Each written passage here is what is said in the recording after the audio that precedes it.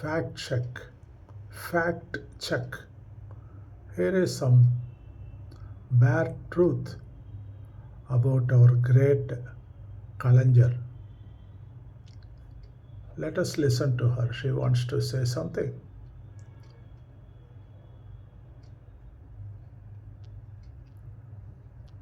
Don't go by hearsay.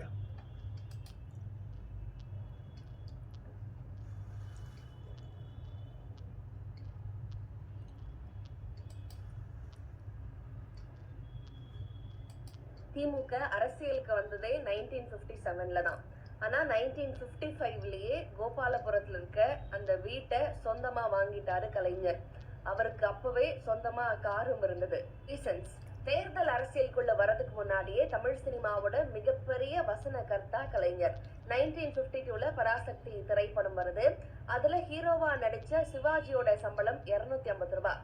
அதே வசனகர்த்தாவா அந்த படத்தோட டயலாக் எழுதின கலைஞரோட சம்பளம் அப்படிங்கிறது 500 ரூபாய். ஸோ உங்களை நீங்களே கேட்டுக்கோங்க, அவர் அரசியலுக்கு வந்து பெரிய ஊழல் செஞ்சுதான் இவ்வளோ பெரிய பணக்காரர் ஆனாரா, இல்ல தன்னோட சொந்த திறமையின் மூலமா சொந்த உழைப்பின் மூலமா கலை அரசியல் ரெண்டுமே பேலன்ஸ் பண்ணி ரெண்டுலயுமே ஹீரோவா இருந்தாரா அப்படின்னு ஒரு குவிக் ஃபேக்ட் செக்.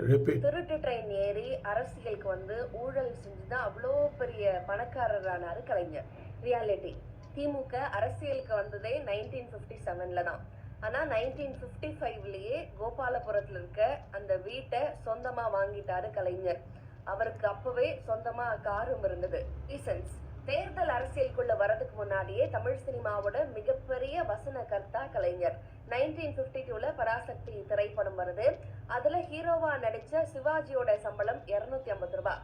அதே வசனகர்த்தாவா அந்த படத்தோட டயலாக் எழுதின கலைஞரோட சம்பளம் அப்படிங்கிறது 500 ரூபாய். ஸோ உங்களை நீங்களே கேட்டுக்கோங்க, அவர் அரசியலுக்கு வந்து பெரிய ஊழல் செஞ்சுதான் இவ்வளோ பெரிய பணக்காரர் ஆனாரா, இல்ல தன்னோட சொந்த திறமையின் மூலமா சொந்த உழைப்பின் மூலமா கலை அரசியல் ரெண்டுமே பேலன்ஸ் பண்ணி ரெண்டுலயுமே ஹீரோவா இருந்தாரா அப்படின்னு ஒரு குவிக் Please subscribe.